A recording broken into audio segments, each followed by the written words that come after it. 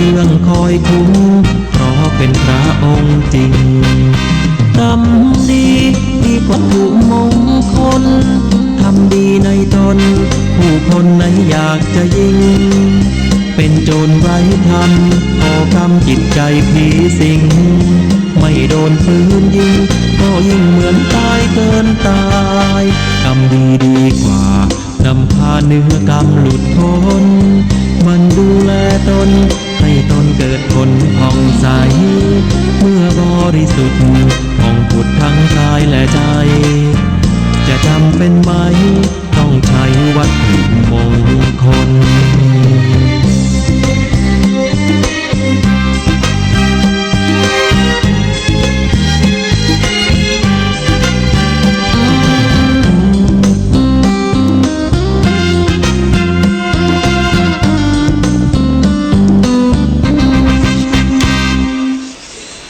พุทธคุณวางไว้กลางเกล้าเพื่อป้องกันเหล่าภัยลินสิ้นทั้งหลาย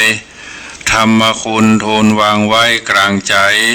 เพื่อช่วยฮือหูทั่วถึงชั่วดีสังฆคุณทูลไว้ในชีวิตเพื่อช่วยปิดปลดทุกข์เป็นสุขีด้วยวันบุญอภิวันอัญชลีสวดสดีโดยการนิรันดร์เทิน10 นิ้วกราบแนบไตรไหว้สา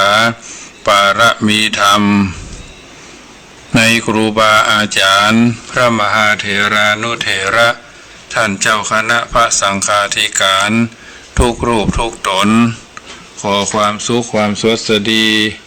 ในธรรมะแห่งองค์สมเด็จพระสัมมาสัมพุทธเจ้าจงมีแก่บรรดาศรัทธาสาธุชนท่านผู้ฟังทั้งหลายที่มีโอกาสเปิดเครื่องรับฟังรายการธรรมรับอรุณตั้งสถานีวิทยุพุทธธรรมนำสุขขึ้นสีขาวเพื่อปวงชนชาวประชาวันนี้เป็นกรณีพิเศษในท่านพระครูอภิวัฒนวิกรมท่านผู้อำนวยการสถานีขึ้นสีขาว91ก็ดี98ก็ดีซึ่งก็วันนี้มีศาสนกิจกอดน้อมเกณฑ์เวรถวายเวลาต่อภาพได้น้อมนำเอาธรรมะมามาจากอธิบายน้ำธรรมคำสอนญาติโยมสาธุชนได้ยินได้ฟังตั้งแต่ตี 5ถึง7 โมงเช้าพอดีปกติวันนี้ก็จะเข้า6 โมงเช้าถึง7 โมงกับขอบพระคุณในเมตตาบารมีธรรมในท่านพระครูอภิวัฒนวิกรมผู้อำนวยการสถานีวิทยุพุทธธรรมนำสุขขึ้นสีขาวก็เลยถือโอกาสคงจะได้ส่งสัญญาณไปทาง104โดยทาง6 โมงเช้าถึง7 โมงเช้านี้ก็จะเป็นของสถานีขึ้นของในที่วันสันกำแพงแม่พร้อมกันแถม3 สถานีทางนี้ทางนั้นก็น้ำถอนในทางพระพุทธศาสนาจะได้ทกหยิบยกเอาเรื่องต่างๆที่เป็นอัธประโยชน์เป็นกำลังใจให้ญาติโยมสาธุชนที่อยู่ทางบ้านเพราะช่วงนี้ทางราชการบ้านเมืองกระทรวงมหาดไทยกระทรวงสาธารณสุขผู้ว่าราชการจังหวัดนายอำเภอท่านกำนันและเจ้าของพื้นที่ตั้งหมอตั้งแพทย์ตั้งพยาบาลเจ้าหน้าที่อสม.ก็แต่ละคนแต่ละท่านทำงานอย่างหนักเป็นที่น่าอ่านใจแล้วก็เป็นผู้ที่จะต้องได้รับกำลังใจจากคณะไฟฟ้าประชาชนพลเมืองที่พากันสนองหรือปฏิบัติตามกรรมที่เพิ่นบอกกรรมที่เพิ่นชี้แจงขอความร่วมมือตรงนั้นตรงนี้ก็ถือว่าเป็นส่วนหนึ่งที่ทำให้เฮาท่านทั้งหลายได้อยู่กันอย่างสบายกายสบายใจอยู่กันอย่างพี่ดีกันอย่างน้องปรองดองกันเหมือนญาติเพิ่นมีนโยบายบ่คือออกจากบ้านจากจองไปเวลาเท่าใดเฮาก็พยายามประพฤติปฏิบัติตามที่เพิ่นได้กำหนดกฎเกณฑ์เอาไว้ตั้งแต่2 ทุ่มถึงตี 5ก็2 ทุ่มถึง7 โมงเช้าก็เฮาก็ปฏิบัติไปตามนั้นซึ่งก็คงจะคลี่คลายบรรเทาเบาบางไปในที่สุดได้ เพราะฉะนั้นอาตมาภาพเป็นส่วนหนึ่งที่เป็นพระนักจัดรายการเพื่อการศึกษาและเผยแผ่พระพุทธศาสนาก็คงจะได้เป็นกระบอกเสียงส่วนหนึ่งให้ญาติโยมได้ประพฤติปฏิบัติตามหลักนั้นน้ำธรรมคำสอนก็เป็นส่วนหนึ่งแม้เราจะห้อนใจแม้เราจะเย็นใจก็อย่าพึงประมาทขอรัตนาเอาคุณพระศรีรัตนตรัยคือคุณพระพุทธเจ้าพระธรรมและพระสงฆ์ปกป้องคุ้มครองพ่อออกไม่ออกโยมพ่อโยมแม่โยมพี่โยมป้าโยมเปื้อนกัลยาณมิตรก็อยู่กันอย่างสบายทำภาระธุระจะไปตื่นตระหนกตื่นตัวตื่นตูมตื่นเต้นก็พยายามให้ตื่นตัวแล้วก็ตื่นใจอยู่ตลอดเวลาฟังข่าวสารที่มันเป็นประโยชน์ที่จะพึงทำให้เราและครอบครัวอยู่สบายมีอายุมีวรรณะมีสุขะมีภาระที่มันเกินพอดีที่มันแบบเป็นเรื่องเป็นราวก็บ่ต้องมาเก็บมาใส่ใจอาหารการกินก็เช่นเดียวกันแกงร้อนช้อนกลางล้างมือผลก็ทำให้มันถูกตามสุขภาพอนามัยที่เพิ่นว่าไว้เพราะฉะนั้นวันนี้ก็ถือว่าเป็นส่วนหนึ่งที่จะได้น้อมนำเอาธรรมะสาระอรรถธรรมคำสอนมาเป็นปฏิกระต่อบุญแทนคุณข้าวน้ำคือญาติโยมสาธุชนที่อยู่ทางบ้านนำไปพินิจพิจารณาเพื่อเข้าใจและก็นำไปเป็นประทีปธรรมนำชีวิตให้เราท่านทั้งหลายอยู่เย็นสบายกันตัวหน้าสาระของชีวิตเราท่านทั้งหลายนั้นมีหลายคนสงสัยคำถามนี้แต่ไม่สามารถจะให้คำตอบได้ส่วนคนที่พอจะให้คำตอบได้ก็เมื่อไหนบางคนก็ตอบว่าสาระของชีวิตก็คือครอบครัวที่อบอุ่นเลี้ยงลูกเลี้ยงหลานคือเป็นคนดีบางคนตอบว่าฐานะที่มั่นคงบางคนตอบว่าคือยศถาบรรดาศักดิ์ต่อไปตามความคิดของตน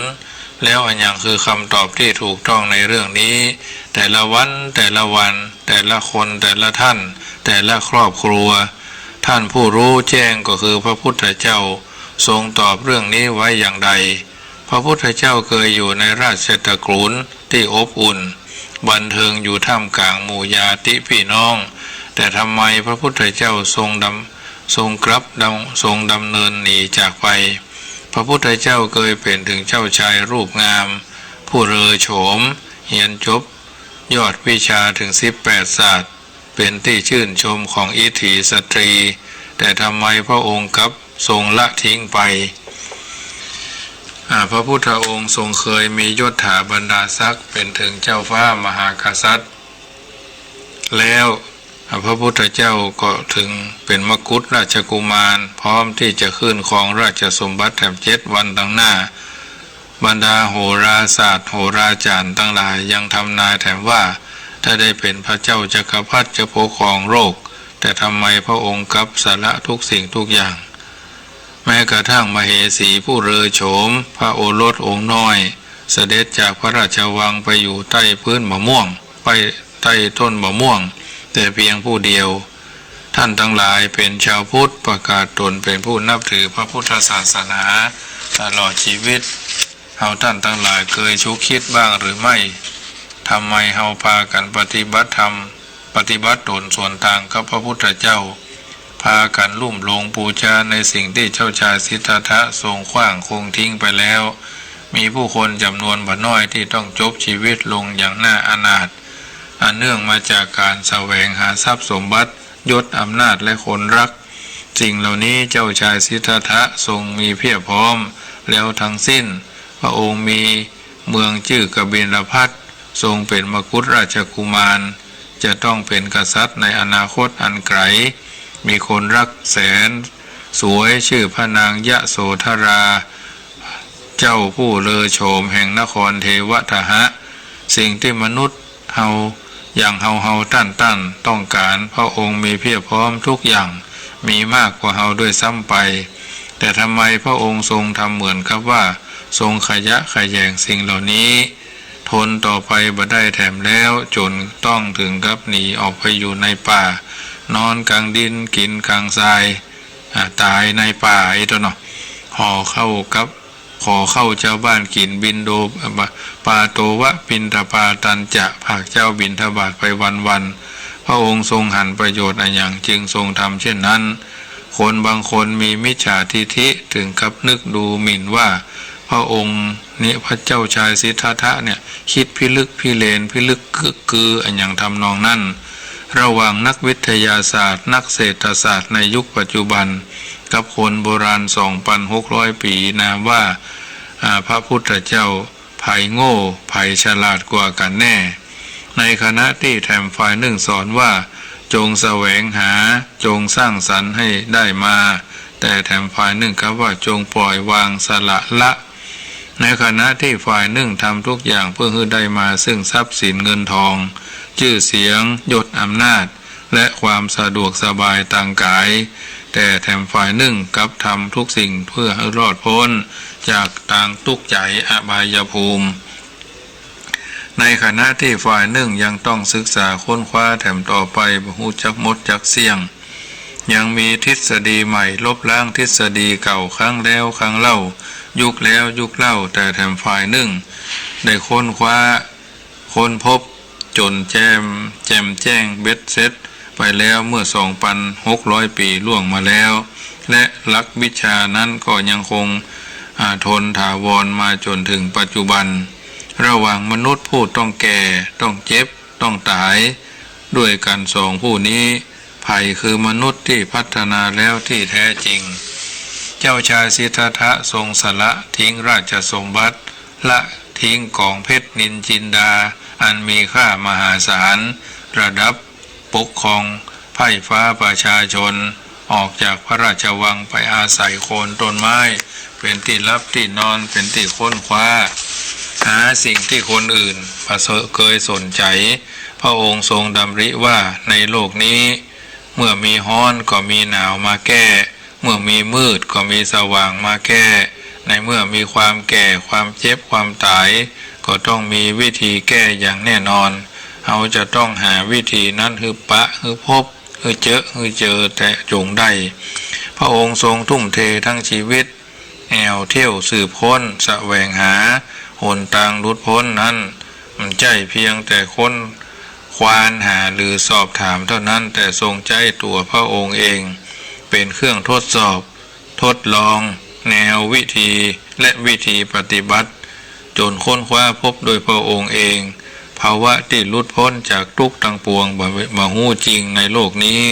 แต่มีอยู่ในนิพพานเท่านั้นซึ่งสภาวะนี้แต่ผู้เจริญวิปัสสนาเท่านั้นจึงเข้าถึงได้อันนี้เป็นส่วนหนึ่งที่เสนอคือญาติโยมได้ไตร่ตรองพินิจวิเคราะห์อยู่นิโสมนสิการไข้ควรโดยแยบคายโดยละเอียดถี่ถ้วนเปรียบเหมือนคนเฮาปัจจุบันวันนี้เป็นหมอเพิ่นก็วิจัยวิเคราะห์วิพากษ์ส่วนต่างๆคือเข้าใจในวิชาในทฤษฎีวิชาการของหมอเป็นพ่อค้าก็ทำหน้าที่วิพากษ์วิเคราะห์วิจารณ์วิจัยและก็นำไปปฏิบัติตามหน้าที่ของพ่อค้าเป็นพ่อครัวเป็นแม่ครัวเป็นคนทำกับข้าวขายเป็นคนทำกับข้าวรับประทานก็ต้องวิพากษ์วิเคราะห์วิจัยวิจารณ์เรื่องของอาหารให้ถี่ถ้วนเป็นเจ้าอาวาสเป็นพ่อหลวงบ้านเป็นกำนันเป็นแม่บ้านเป็นทุกๆแผนกที่เราจะเป็นได้นายช่างเล็กช่างปูนช่างไม้เป็นนักเผยแผ่ธรรมเป็นนักปฏิบัติธรรมเป็นนักสวดมนต์ต้องอ่านตัวออกบอกตัวได้ใจตัวเป็นใช้หัวใจแห่งนักปราชญ์พูดว่าสุคือการฟังจิคือการคิดสุจิปุคือการถามลิคือการเขียนต้องเข้าใจอักขระการันพยัญชนะตัวรอตัวชอด้วยประการทางปวงก็พยายามนำไปไต่ตรองพินิจวิเคราะห์ญาติโยมสาธุชนที่ได้ฟังขึ้น91ก็ดี98ก็ดี104ก็ดีและเฟซบุ๊กไลฟ์สดออนไลน์ของวัดจังกำปรริญญาเอกวัดลาด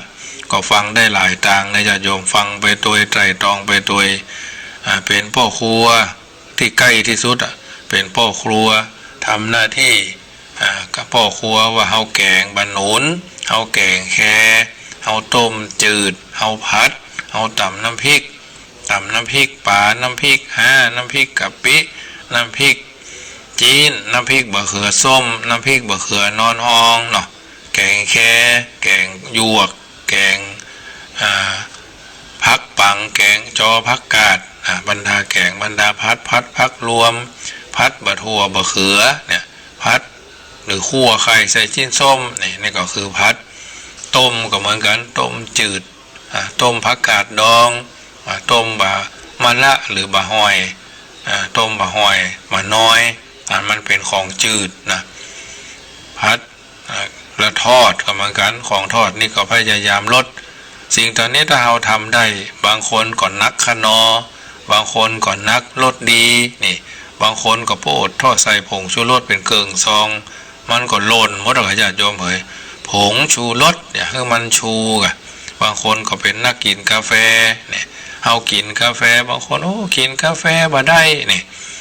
บางคนนี่บ่ค่อยจะทำมันยังบ่เป็นเลยนี่ก็มีในสังคมบ่มีเสน่ห์ปลายจวะเนาะเป็นพ่อครัวก็เป็นพ่อบ้านก็ทำกับข้าวประจ้างล้อแม่บ้านนั่งเฝ้าเนี่ยแทนที่จะช่วยกันแม่มันเปิ้นเนี่ยจะได้เนี่ยเขาต้องมีเปิ้นห้องว่ามีฤทธิ์เนี่ย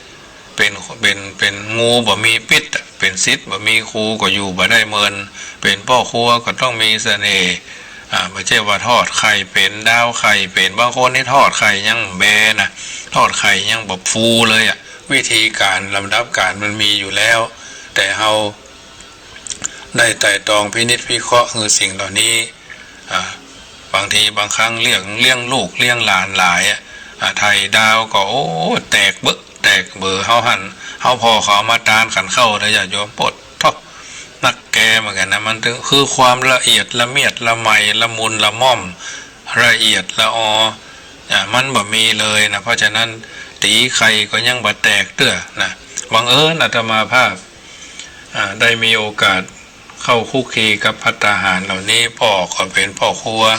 ในงานศพงานขึ้นเฮือนใหม่งานต่างๆในหมู่บ้านแม่ก็เหมือนกันพ่อก็เหมือนกันถือว่าเฮาท่านทั้งหลายได้มีโอกาสได้กระทำบำเพ็ญเจริญพรน้องเบี้ยวว่าจะได้อาจารย์ประสิทธิ์อาจารย์ประสิทธิ์ฟังอยู่เนอะโมทนาเนอะวันนี้กำลังจะไปการครับผมโชคดีมีเงินใช้สุขภาพอนามัยสมบูรณ์นะเบิ้ลจัดก็จัดอยู่ครับไว้ตาครับผมเจริญพรน้องเบลเพิ่นก็คือกำลังใจเฮาก็คือกำลังใจเพิ่นเนาะญาติโยมเพราะฉะนั้นบังเอิญธรรมาภาพก็มีความฝักใฝ่ใส่ใจในเรื่องต่างๆที่อยู่กับครูบาอาจารย์ไม่ใช่ว่าอวดตัวไม่ใช่ยกตนข่มท่านเพราะได้สัมผัสมาเป็นเจ้าอาวาสก็เหมือนกันตั้งแต่เปิดห้องว่ารากหญ้าเนาะมาอยู่วัดจังกำนี่ระดับ0นะจาก0มา1เพลวัดปัดว่ามาโดยตลอดห้องน้ำห้องส้วมห้องนอนโบสถ์วิหารศาลาการประเรียน 2-3 วันนี้ทางราชการคณะสงฆ์เปิ้นก็ฮือล้างวัดล้างวาวันนี้ฉันเข้างายแล้วก็จะต้องล้างวัดล้างวาเพลขี้เหอะเนาะโมทนาครับพี่น้องตั้งเชียงใหม่เนาะพี่น้องขายอาหารศูนย์นักขายอาหารแมวเพิ่นก็เป็นครุอุปถากถวายผ้าปิดจมูกผ้าปิดหูดังแมบมาหลายอย่างน้ำยาแอลกอฮอล์อย่างละอย่างก็ถวายพระถวายเนนทุเจ้าพระเนนที่เพิ่นจะมาบรรพชาอุปสมบทช่วงภาคฤดูร้อนนี้ก็เพิ่นบ่ได้อยู่กำหนดเลื่อนไปก่อนแล้วปีใหม่มีนี่ 2-3 ตนที่เพิ่นจะบวชภาคเพิ่นจะบวชอยู่เนาะเพิ่นจะมาบวชเพิ่นมีศรัทธาท่านหนึ่งก็อยู่ลำปางท่านหนึ่งก็อยู่เวียงป่าเป้าอาตมาภาพได้รับปัจจัยจากญาติโยมจำนวนร่วม 30,000 นี่ไปซื้อผ้าไตรอย่าไตรหนึ่งก็1,800ซื้ออาหารเขาจีนป่าอาหารเลี้ยงเขาให้ล่าตัวเองต้องควักไปเพราะว่าอาศัยว่าเพิ่นคนที่จะบวชเนี่ยเพิ่นจะเอาปัจจัยมาถวายคืนเนาะปรากฏว่าเจ้าหน้าที่อำเภอเจ้าหน้าที่จังหวัดตำรวจ อสเปิ้นก็เข้ามาว่าขอเลื่อนการบวชของวัดพระพุทธบาทตากผ้าและวัดช้างคำไปก่อนบ่ได้คืองดนะให้เลื่อนไปก่อนนะให้เลื่อนไปก่อนเพราะฉะนั้นถือว่าอาตมาภาพก็สนองราชการนโยบายตามที่บ้านเมืองเปิ้นว่าหลังวันที่14-15ไปค่อยทำนะท่านมหาก็ถือว่าเราได้กระทำหน้าที่ของตนคือดีในฐานะที่เป็นผู้สนองเปิ้นว่าสนองราชการสนองนโยบายต่างราชการบ้านเมืองเพราะฉะนั้นวิทย์กับญาติโยมไว้เพราะฉะนั้นผ้าไตรละ1,810ไตรเนาะก็เรียบร้อยซื้อของเพิ่นว่าทำมากรกใส่บาตรเนี่ยอันนี้ได้ปัจจัยจากญาติโยมมาคนละ1,000-2,000ก็บักกี้ท่านบางท่านก็โอนเข้ามาได้เอาปัจจัยของท่านไปชำระสาสางป้ายนะป้ายก็ป้ายที่เขาจะประชาสัมพันธ์มาจดร่องถ่ายรูปถ่ายร่างทรงเจ้าหน้าที่วัฒนธรรมตามที่เขามีกำหนดกฎเกณฑ์2นี่รวมแล้วก็รูปลิบได้สตางค์อยู่20,000ปลายซื้อหั่นซื้อนี่เราอ่อนหรือคนที่เพิ่นมาบวชเพิ่นก็มาตั้งแต่วันที่22อาหารเขาก็ต้องเลี้ยงเนาะกินปลาอาหารไปตามวาระถ้าบ่มีเหตุการณ์โรคภัยไข้เจ็บบ่มาเบียดเบียนมาเบียดบังมาทำให้สังคมเฮาปั่นป่วนนี่ก็ป่านนี้ก็เป็นตนเป็นองค์ไปเรียบร้อยแต่บางคนเพิ่นก็ยังใจสู้ว่าในผมก็ตั้งใจมาแล้วก็จะบวชให้เพิ่นในหลังจากที่ปีใหม่เมืองไปแล้วเพราะว่าบ่ได้กระเริกบ่ได้กระรึกคือโคมบ่ได้ทำให้มันเพิ่นเฮาว่าทำให้มันเกินบ้านเกินเมืองจะบวชเพิ่นเฮาว่าบวชมกประมาณคงจะเป็นวันที่16-17นี่แหละเมษาพุ่นเนญาติโยมแต่ช่วงนี้เพิ่นก็อยู่ที่เนี้ยคือบวชกายไปก่อนบวชใจไปก่อนช่วยกันเลี้ยงงัวเลี้ยงควายตัดหญ้าทำอย่างก็ทำแบบอาตมาก็ทำโดยญาติโยมบ่ใช่คือเพิ่นมาทำเนาะคนหนึ่งก็อายุ51คนหนึ่งก็อายุ67อันนี้เพิ่นลาบ้านลาจองลาลูกลาเมียลาพี่ลาน้องมาแล้วเพิ่นก็ตั้งใจมาช่วยกันพัฒนาว่าช่วงนี้ก็เพลวัดเพลวาไปนะบ่ได้ไปไหนก็บอกว่าข้าวสารญาติโยมก็เอามาถวายแต่ว่าก็พี่น้องตั้งบ้านทาก็เอาข้าวสารมาถวายอาตมาภาพได้ใจเลี้ยงพระเลี้ยงเนรคือเกิดประโยชน์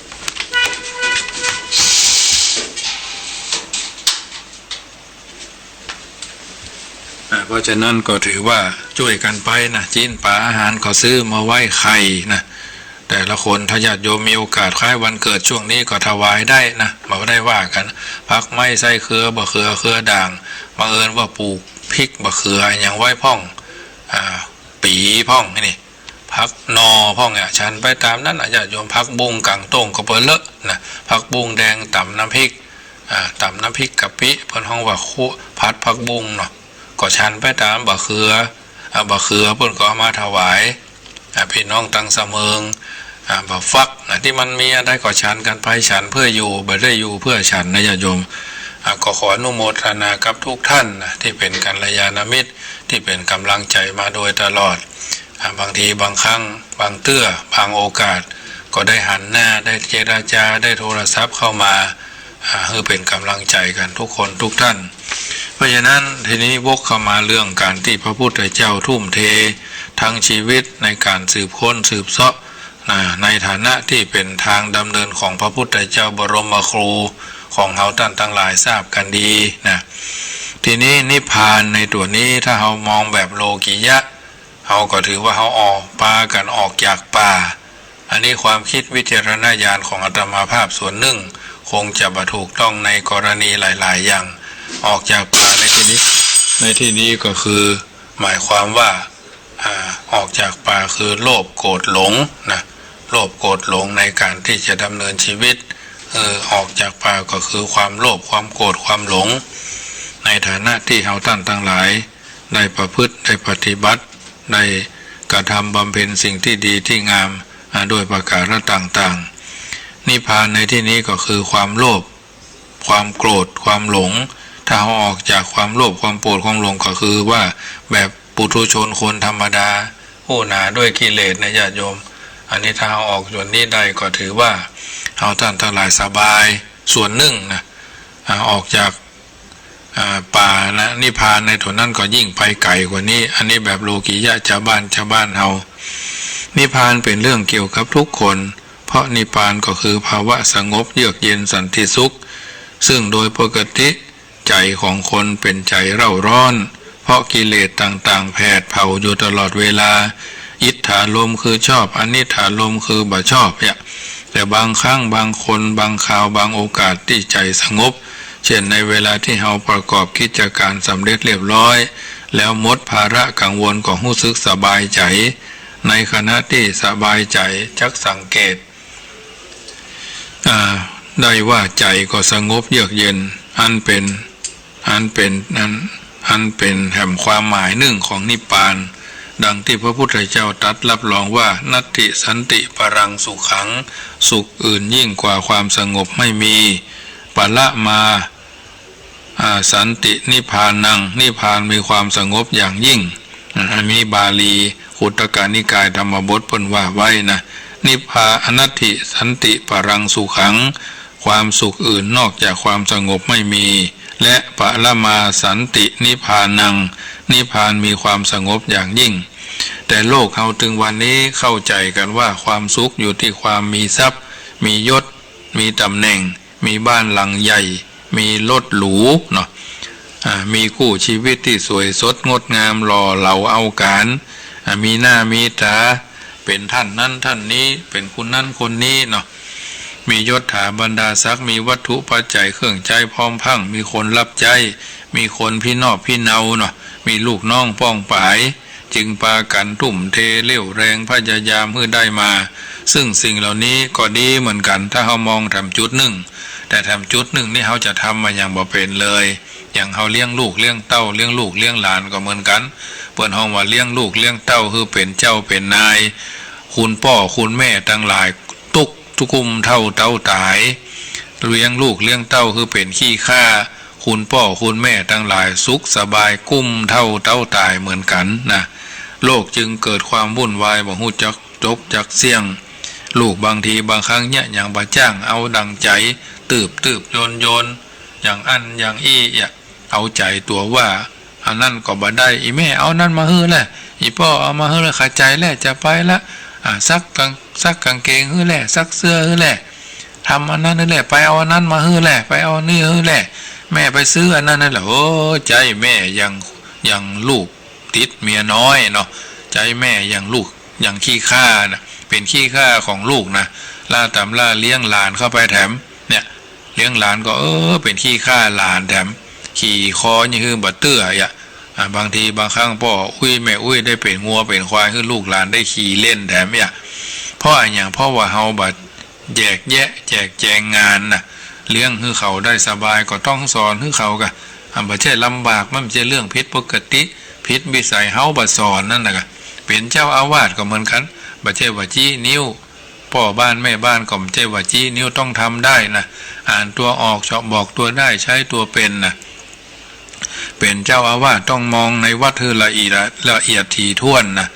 อย่างตั้งแต่เปิ้นห้องว่าภาษาชาวบ้านเปิ้นห้องว่าสากกระเบือยันเรือรบนะเฮาต้องฮู้อย่างอยู่ตรงไหนเป็นจะได้มีอย่างบ้านเมืองเปิ้นมาจะได้ต้องฮู้ข่าวบ่ใช่ว่าเล่นกับเฟซเล่นกับไลน์พอในเรื่องที่มันเป็นเรื่องตั้งราชการคณะสงฆ์ตั้งราชการบ้านเมืองพ่อหลวงเปิ้นประกาศตอนเช้าว่าจะได้แต่ละบ้านเปิ้นมีหนังสือมาอย่างใดแต่ละอำเภอแต่ละท้องที่พระเนนเถรน้อยเขาเป็นจะได้เปิ้นแจกกันอย่างมาจุนเจือกันก็แต่ว่านี่ก็มีญาติโยมเปิ้นถวายแมพมาอาตมาภาพก็แจกคนนั้นเปิ้นแจกมาก็เขาก็แจกต่อคือลูกน้องเขานั่นแหละเพราะว่าเขาอยู่ใกล้ชิดสนิทสนมเลี้ยงคือมันเลี้ยงคือเหลือเกลือคืออิ่มนะญาติโยมไม่ใช่ร่ำใช่รวยใช่มั่งมูลตุนเต้าช่วงนี้มันได้ไปฮับกินฮับทานทางใดปัจจัยก็ล่อยหลอเขาบ่มีหู้ตังจากทางใดรายจ่ายมันคงที่นะรายจ่ายมันคงที่ไฟฟ้าก็มาละ 3,500 ยังหู้จะเอาทางใดเตื้อเนี่ยก็ต้องไปขอยืมเงินวัดมาก่อนภายในวันที่10 เมษายนนี้ต้องจ่ายเขาก็ต้องบอกคือใบยาวัจกรเตรียมไว้เนอะเพราะว่าอย่าได้เพราะว่าลูกน้องเขาก็เหมือนกันพระเนนเขาก็เหมือนกันอยู่ด้วยกัน3-4 ตนพระเนนนี่นะแล้วเพิ่นจะรอบวชแถม3 คนเนี่ยเ เพิ่นบ่มีสตางค์เขาก็ต้องจ่ายให้เขาคน200 300 3วัน4วันจ่ายให้เขาสตางค์ปั่นคน100 200ไปเรื่อยๆเพิ่นฮ้องว่าแอปยาเนาะญาติโยมแอปยาปัจจัยที่ได้มาทั้งตัวเจ้าอาวาสต้องสละบัตรจ่ายบางอย่างเตื้อบางทีจะต้องมีรายจ่ายกะหันกะนี่บ่เกินวันที่10ของเดือนละ12,000 กว่าบาทบางอย่างเพิ่นก็ชะลอตามนั้นเดือนเนี้ยยังมีอยู่ถ้าเดือนหน้านี่ไม่มีปัญหาแน่ถ้าเหตุการณ์อันนั้นกิจการกิจนิมนต์ทำบุญท่านนี่เพิ่นก็ยกเลิกหมดเจ้าวัดทุกวัดลองไปถามเถอะบางวัดนี่เพิ่นก็มาจุนเจือกันอยู่ปัจจัยเขาก็ไม่ใช่ว่ามีค้างเอาไว้หั่นรายจ่ายบางอย่างก็จะต้องจ่ายเพราะฉะนั้นมันรายจ่ายมันคงที่รายรับนี่มันบ่ได้เลยช่วงนี้ถือว่าเป็นช่วงที่วิกฤตทุกที่นะญาติโยมก็เหมือนกันอาตมาภาพก็เข้าใจทุกคนทุกท่านถ้าเป็นมนุษย์เงินเดือนนี่ก็โอเคอยู่บ่มีปัญหาแต่มนุษย์เงินวันอย่างเฮานี่ก็ญาติโยมจริงที่เป็นพระเจ้าพระสงฆ์ซ้ำให้รอท่ายะถาสัพพีพรดีมาละใจมังคละเกิดกับทุกที่นะแต่ทั้งนี้ทั้งนั้นเมื่อเหตุการณ์เป็นเช่นนี้ก็ต้องชะลอไปก่อนบางสิ่งบางประการไม่ใช่ว่าบ่ฮู้เรื่องกำหนดบางอย่างรายจ่ายมันก็ต้องมีวันที่25ของเดือนทุกสิ้นเดือนเมื่อเหตุการณ์เป็นเช่นนี้ไปไหนก็บ่ได้ถ้าฉะนั้นได้ซ้ายก็จ่ายขวาสำหรับอาตมาภาพบางเดียวนี้ช่วงนี้เพื่อนเอาจ้างมาขายคือตัวละ10,000ตัวละ5,000นี่ก็ตึงมีปัญญาซื้อเอาไปตั้งหน้าก่อนเตอะเนี่ยเพราะฉะนั้นก็ต้องช่วยเหลือชุนเจือกันใครประคับประคองกันไปมีข้าวสารที่เพิ่นมาถวายก่อนล้างเอาขี้มอดขี้แมงออกเหี่ยก็ชันกันไปนะชันกันไปม่าก็มีอันยังก็มีที่เพิ่นมาชันกันไปหมดแล้วก็ถึงจะขอความช่วยเหลือตั้งราชการตั้งบ้านตั้งเมืองต่อไปอันเนี้ยญาติโยมสาธุชนอันนี้ก็เป็นนิพพานเหมือนกันถ้าเฮาขี้โลภเฮาก็จะอยู่คนเดียวเฮาหันแก่ตัวเฮาก็จะอยู่คนเดียวแต่เฮาบ่ได้อยู่คนเดียวพระลูกน้องก็เหมือนลูกเขานั่นแหละลูกเต้าเราละพระเนรอยู่ในวัดเฮาขี้ตนห้องกันมาฉันเข้าที่วัดจังกำนี่ฉันเข้าด้วยกันไม่ใช่ว่าฉัน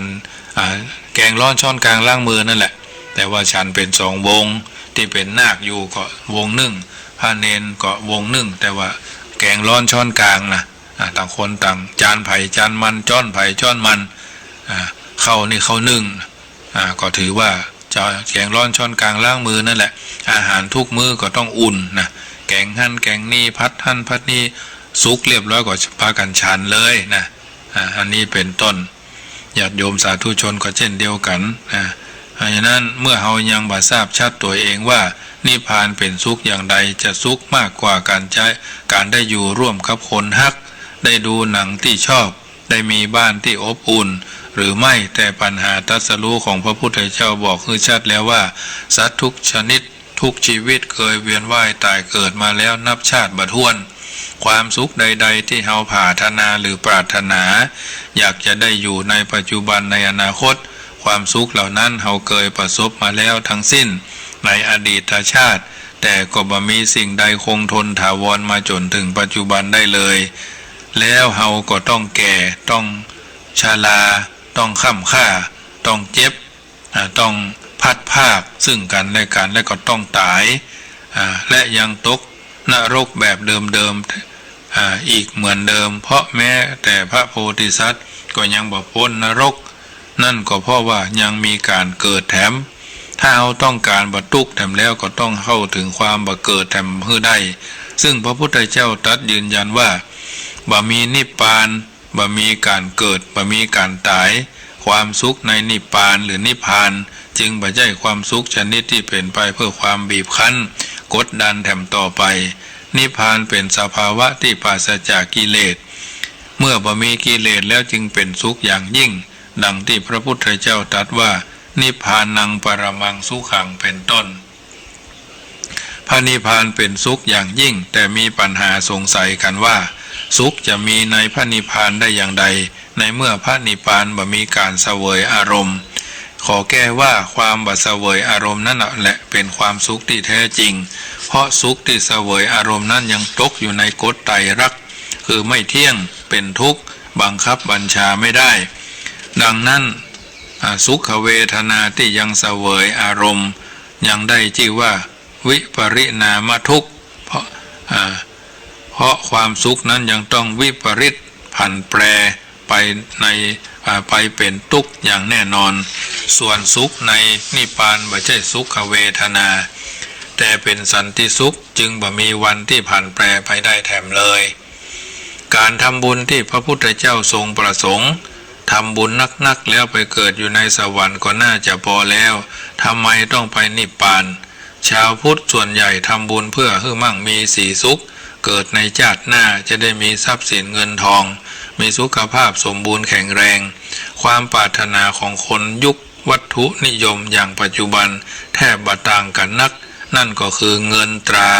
ทำบุญไหว้พระหรือบูชาสิ่งศักดิ์สิทธิ์ครั้งใดมักมีคำขอพรท้ายห้อยตายว่าขอให้รวยขอให้รวยขอให้ถูกหวยรางวัลที่1อีกก็มีนะขอให้รวย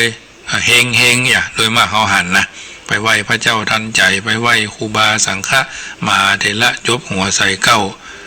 สืบชะตารวยเฮงรวยเฮงเป็นส่วนใหญ่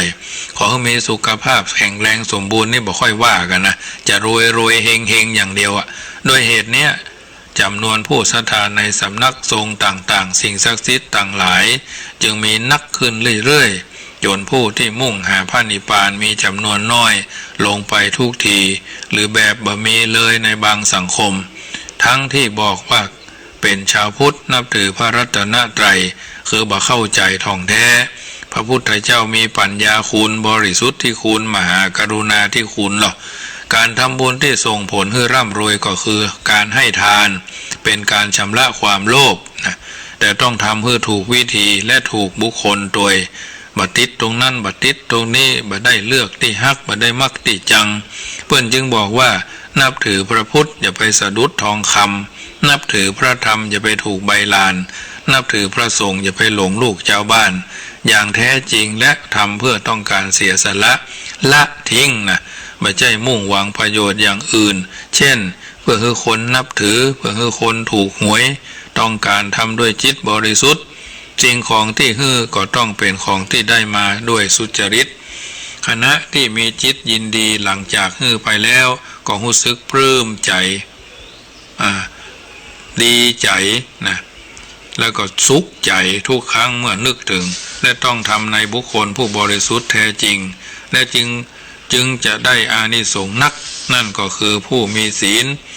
ยิ่งมีศีลมากมีศีลบริสุทธิ์ผู้ยิ่งได้อานิสงส์มาก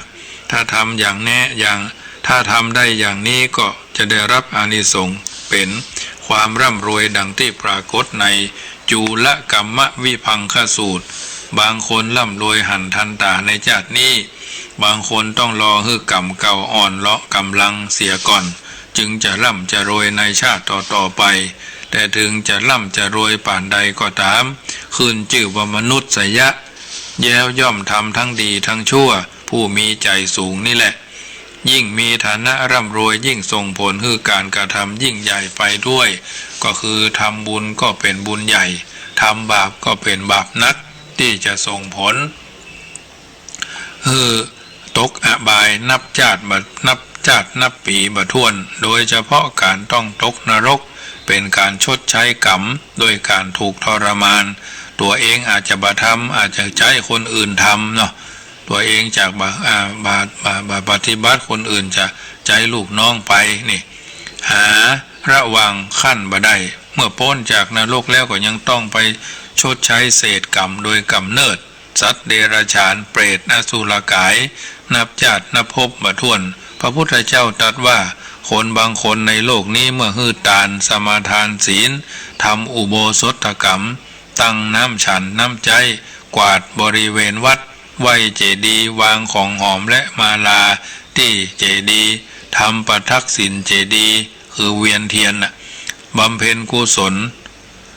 พิสังขารอย่างใดอย่างหนึ่งอันเป็นไปในไตรธาตุก็บ่ใช่เพราะเหตุแห่งคติบ่ใช่เพราะเหตุแห่งการถือกำเนิดบ่ใช่เพราะเหตุแห่งการปฏิสนธิมันใช่เพราะเหตุแห่งภพมันใช่เพราะเหตุแห่งสังขารแห่งสงสารมันใช่เพราะเหตุแห่งวัฏฏะ เป็นผู้ประสงค์จากภาคจากทุกข์เอ็นไปในนิพพานโน้มไปในนิพพานบำเพ็ญกุศลทั้งปวงรวมความว่านรชนพึงน้อมใจไปพระนิพพานอย่างนี้บัณฑิตชนคนรู้ทั้งหลายย่อมบ่ฮือตาลเพราะเหตุแห่งสุขอันก่ออุปาทิเพื่อพบใหม่แต่บัณฑิตชนท่านเหล่านั้นย่อมฮือตาลเพื่อความหมดเสี่ยงแห่งอุปาทิคือเพื่อนิพพานอันบ่มีพบใหม่บัณฑิตทั้งหลายย่อมบ่เจริญฌานเพราะเหตุแห่งสุขอันก่ออุปาทิเพื่อพบใหม่แต่บัณฑิตชนเหล่านั้นย่อมเจริญฌานเพื่อความหมดเสี่ยงแห่งอุปาทิเพื่อนิพพานอันบ่มีพบใหม่บัณฑิตทั้งหลายมีใจมุ่งนิพพานมีใจโน้มไปในนิพพานนั้นมีใจน้อมไปในนิพพานนั้นจึงฮือตาลอาจจะมีบางคนอ้างว่าถ้ารวยแล้วฉันจะทำแต่ความดีถ้าถูกหวยรางวัลที่1แล้วจะมาช่วยซื้อตี้ถูกหวยรางวัลที่1แล้วจะมาแปลงหั่นแปลงนี่จะมาช่วยอันนั้นอันนี้เลยบ่ทำเลยบ่ได้ทำไปเพราะมันบ่ถูกสักเตื้อเปิดห้องว่าหวังเกินพอดีลงทุนน้อยแต่อยากได้กำไรมากแต่ถึงกันนั้นก็ยังมีสิ่งรับประกันได้ว่าชาติก่อนบ่เคยทำบาปอกุศลเอาไว้เพราะบาปอกุศลบางอย่างบ่ได้ฮื้อผลในชาติถัดไปทันทีแต่จะฮื้อผลในชาติที่2ที่3เป็นต้นไปถึงแม้ในชาติไหนผ่านมาบ่ได้ทับบาปกุศลไว้เลยแต่ก็มีสิ่งที่รับประกันได้ว่าชาติต่อไปเราบ่ทำบาปอกุศลก็จะส่งผลให้เราตกมรณะแถมข้อสังเกตได้จากลูกเศรษฐีหลายๆท่านที่เกิดมาบนกองเงินกองทองบางคนได้ทำบาปอกุศลมากมายฆ่ากันระหว่างพี่ระหว่างน้องที่กรุงเทพมหานครที่ผ่านมาเขาของฮู้ลู่สมบัติกันตระกูลนั่นตระกูลนี้แถวเขตดอนเมืองเนาะบางคนถึงกับฆ่าพ่อฆ่าแม่ตัวเก่าภาคเหนือตอนบนเขาก็มีมีข่าวเกลียวกาวอกสั่นขวัญแขวนมาแล้วทั้งส่วนกลางและส่วนภูมิภาคมีข่าวได้ยินกันอยู่บ่อยๆลูกฆ่าแม่ลูกป่อทำกระทำชำเราลูกสาว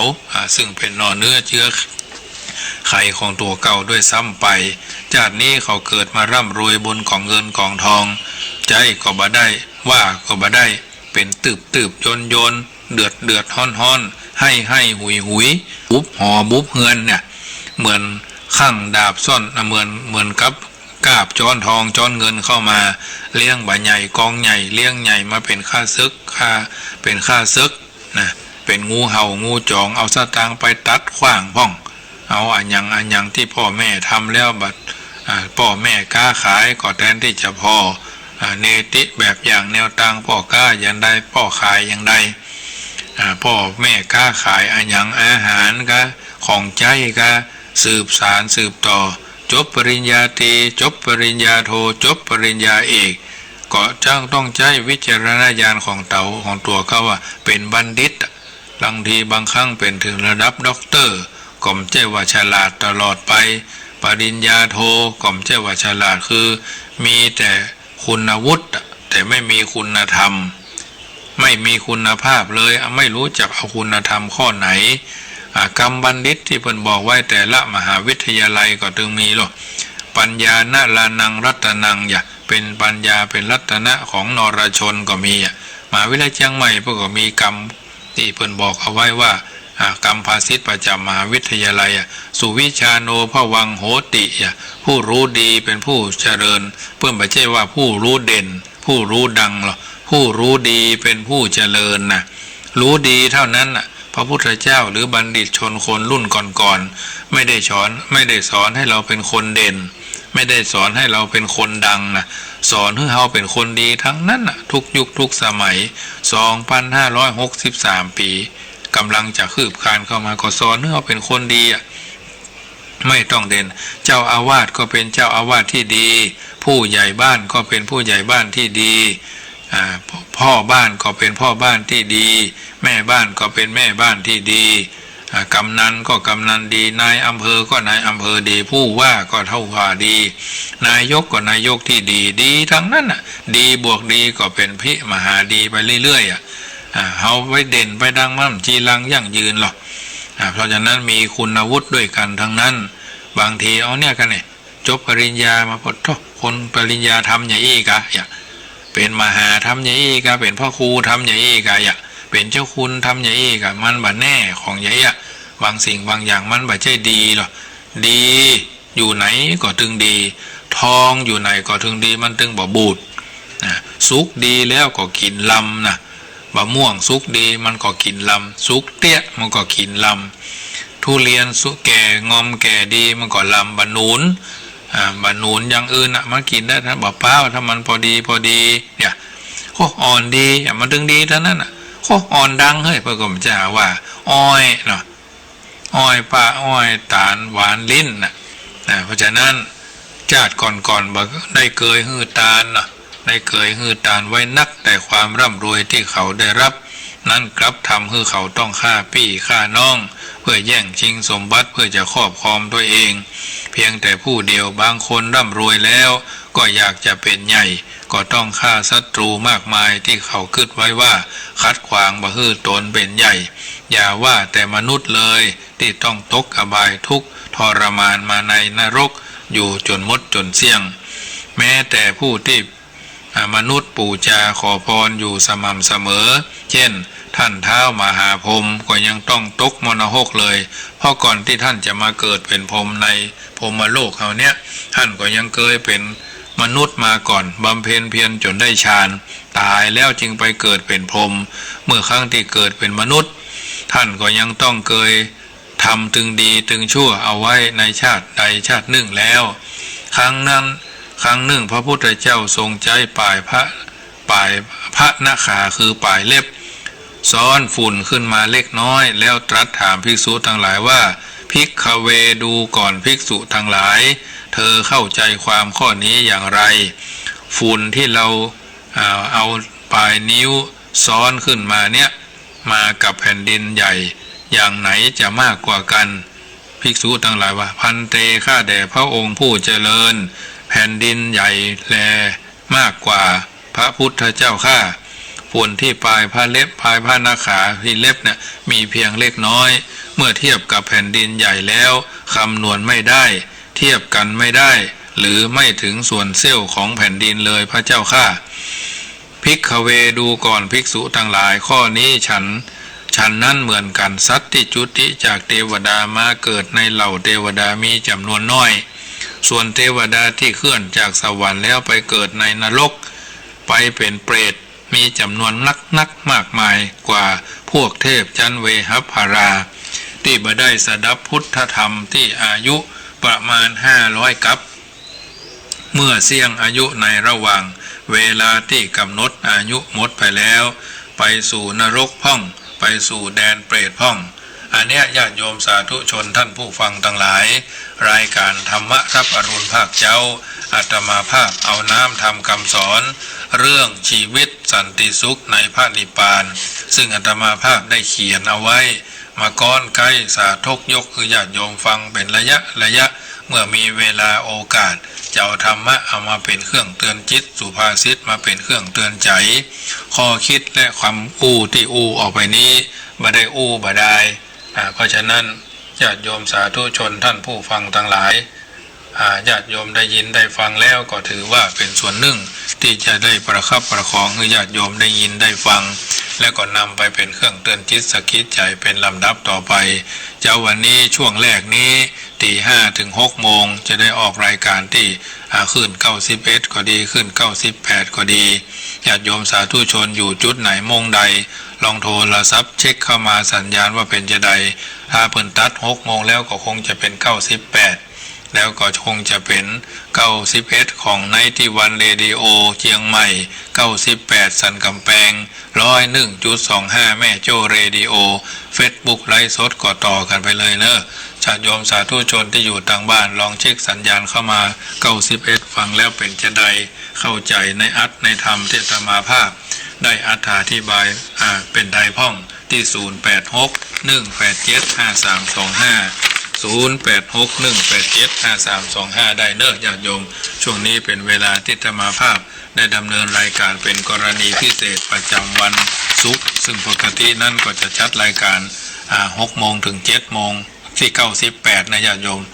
ช่วงนี้เป็นภาพพิเศษที่ได้เวลาจากท่านพระครูอภิวัตรธนวิกรมตี 5 ถึง 6 โมงช่วงที่1นะเหลือเวลาแถม10 นาทีนี้ลองโทรศัพท์เช็คเข้ามาเนอะเดี๋ยวเพิ่นจะตัดสัญญาณ91อย่าก่อนที่0861875325 ทางนี้ถ้านั้นเป็น1 กำลังใจ1 เสียง1 สาย1 กำลังใจให้ญาติโยมสาธุชนที่อยู่ทางบ้านถ้าบ่โทรก็บ่เป็นหยังจะอู้น้ำทำคำสอนประคับประคองฉลองศรัทธากันไป1 เสียง1 สาย1 กำลังใจจากญาติโยมก็ถือว่าเป็นกำลังใจที่ท่านทั้งหลายตั้งจิตอันเป็นกุศลขอโมทนากับโยมแม่สายพินที่เพิ่นอู้กรเข้ามาแต่เจ้าเนอะเก็บเล็กผสมน้อยเก็บน้อยผสมลายเก็บลายผสมใหญ่เป็นกำลังใจผายแผ่คือญาติโยมสาธุชนได้ยินได้ฟังแล้วก็นำไปเป็นเครื่องเตือนจิตสกิดใจเหตุการณ์บ้านเมืองจะเป็นอย่างใดเฮาก็บ่ต้องไปใส่ใจตื่นตัวตื่นใจจะไปตื่นเต้นแล้วก็ตื่นตระหนกมันจะพบความทุกข์ระกรรมลำบากตื่นตาตื่นใจบ้านเมืองเพิ่นว่าจะได้ปฏิบัติอย่างใดอันนั้นเป็นภาระหน้าที่ของพุทธะคือผู้รู้เท่าเอาไว้กันรู้ทันเอาไว้แก้ญาติโยมสาธุชนท่านผู้ฟังทั้งหลายก้อยฟังเตอะนาอาวอาพี่น้องในโขงเขตห้องล้านนาลัทธาขอฝูงญาติมิตรในตั้งโสตาจักไขวาจาเป็นเรื่องศีล 5ศีลข้อ 1ไซบอกไว้ไข่จาสัตว์ตัวใดๆอย่าได้ไล่ฆ่าสัตว์น้ำสัตว์บกตกอยู่โลกล่าอย่าได้เตะปลาแตกมั่งบอกว่างัวควายตั้งม้าและจ้างอย่าขาดความอินทรีย์อย่าผูกก้องมัดจ้องเคียนบุบตีแปลงใจดีเมตตาแผ่กว้างเจริญพรแม่สายทองฟังชัดเจนดีเนาะไว้กับเจ้าอาจารย์โอ้แม่ปานีนะแม่ปานีโอ้ได้ยินเสียงอาจารย์ใจดีเนาะอ๋อเหมือนกันเป็นไงกับไปเมืองนะมาได้หาอยู่เนี่ยกะอยู่ใกล้ๆเนี่ยไอ้แม่มาได้ยินอาจารย์เลยอาจารย์ได้ยินแม่คนเดียวล่ะก็ได้ยินแม่ก็ว่าแม่โทรไปตลอดนัดที่อื่นเนาะเจ้าองค์เนาะเจ้าสบายดีนะไว้โคจันเนาะเจ้าสบายดีแม่ก็สบายดีเหมือนกันเนาะแม่ก็สบายดีอยู่ได้ไปไหนนอนกินน้ำอุ่นอยู่บ้านได้ไหมจ๊ะดีละสบายแม่กำลังใจว่าจันเนอะเจริญพรแล้วว่าจันนั้นไปหาข้ารอดไปหาข้าบัลลอดเลื่อนแม่เอ้ยเลื่อนไปเนาะบัลลอดนี่บัลลอดเลื่อนไม่ได้โบเนาะลัดลังปีใหม่ป่ะไม่เฮ้ยจ้าโมทนาเนอะจ่ายว่าจันเนอะอาจารย์จ้าว่าได้ไม่ขี่ช่างเลงว่ามาเลี้ยงหลานอยู่บนดอยมั้ยน่ะได้ยินว่านะให้รับฟังอยู่โมทนาแม่เนอะมันล็อกแต่วันนี้นี่นะเรื่องฟังโอมาก่อนเจ้ากำลังใจว่าจันเนาะความใกล้กันใกล้งานกันเนาะเจริญพรไว้จ้าเจ้าแม่ปราณี